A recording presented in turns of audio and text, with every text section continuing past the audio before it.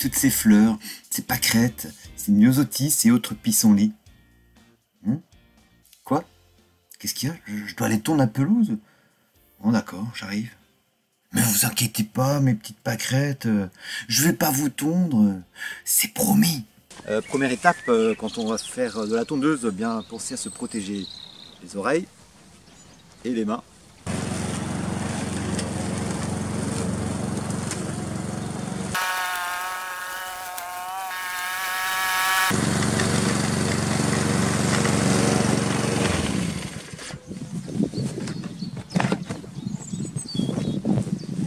Alors, qu'est-ce que j'obtiens donc de la tonte? Qu'est-ce que je vais faire de cette tonte de pelouse? Eh ben, je vais l'utiliser un peu partout dans mon jardin. Ici, dans ce jardin, il n'y a pas un gramme de déchets verts qui sort parce que tout est réutilisé. C'est intégré soit dans le compost ou soit utilisé en paillage. Alors ici, je suis sur mon espace où j'ai mis mes pommes de terre. Elles ne sont pas encore sorties actuellement, ça ne va plus tarder. Les premières pointes, les premières pousses de pommes de terre arrivent. Et quand elles auront atteint cette taille-là, 15 cm à peu près, eh ben on va les buter. C'est-à-dire qu'on va former de part et d'autre une petite butte pour que les pommes de terre puissent bien pousser à l'intérieur de cette petite butte et bien se développer. Et ici donc on est sur une terre assez légère, d'Ourlapen, comme on disait en breton, une terre à lapin, une terre assez poudreuse, assez séchante.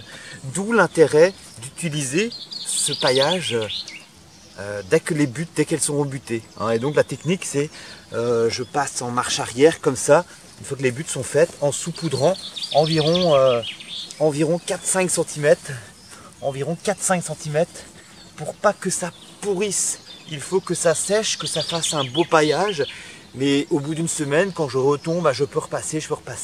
Ce qui fait qu'au printemps, je n'ai pas assez de paillage, je n'ai pas assez de tonte pour pailler toutes mes pommes de terre.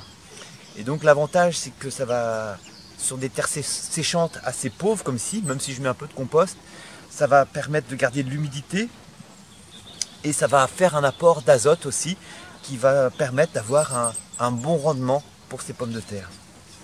Ici on peut voir le paillage de l'an passé entre les plants de rhubarbe qui sert justement encore ce printemps-ci.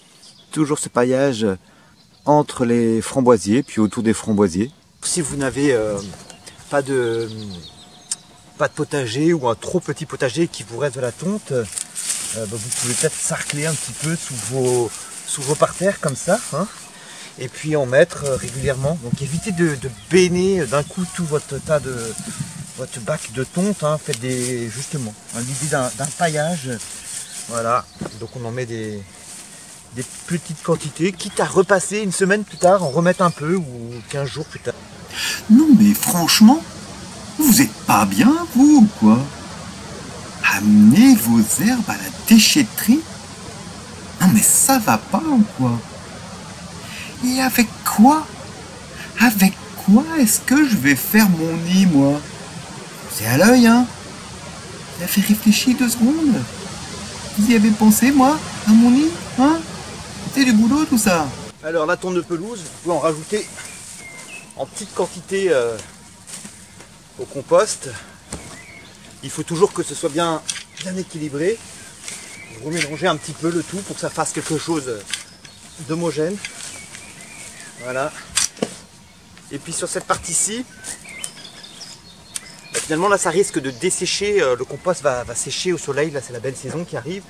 Et donc c'est pareil, je vais pouvoir mettre 3 ou 4 paniers comme une couverture pour pas qu'il ne dessèche. Je suis allé faire quelques petites tailles au sécateur, tout en délicatesse, parce que au printemps là, les oiseaux sont activement en train de construire leur nid et donc il faut vraiment leur laisser cette tranquillité et surtout ne pas aller avec des tronçonneuses ou des taillets dans les haies. Donc les tailles de haies sont interdites durant cette période. Attendez donc que les oiseaux aient fini de nicher à la fin du printemps, début d'été. Et faites vos grandes tailles après. Ça n'empêche pas qu'on puisse avoir besoin de tailler un petit passage, quelques petits endroits. Si ces tailles sont suffisamment fines, pas ligneuse, entre guillemets, ça veut dire que le bois n'est pas encore vraiment formé.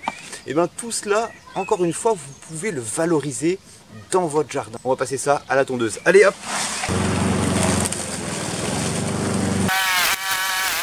Et voilà donc les branchages que j'avais. Vous voyez déjà on a perdu énormément en volume. Et ça c'est pareil, vous pouvez donc l'intégrer en petite quantité dans le compost à chaque fois. Ou en mettre en paillage sous les plantes, autour dans le potager, etc. Ça va se décomposer aussi assez vite.